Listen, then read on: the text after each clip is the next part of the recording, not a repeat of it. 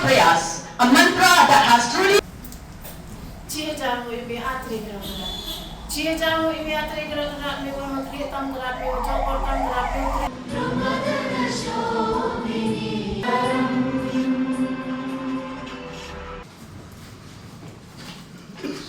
Alhamdulillah Rabbil Alameen Ar-Rahman Ar-Rahim Malik Yawmiddin Iyyaka na'budu wa iyyaka We celebrate 12 years of also mark a significant personal milestone for Modi ji.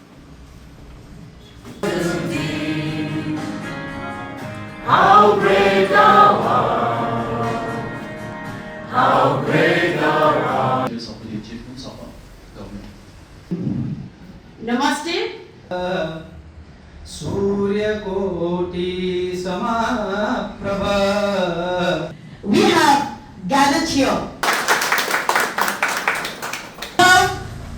as a beautiful testament. You see, India in the last 12 years has grown by leaps and bounds. Okay, now it's one of the fifth largest economy in the world.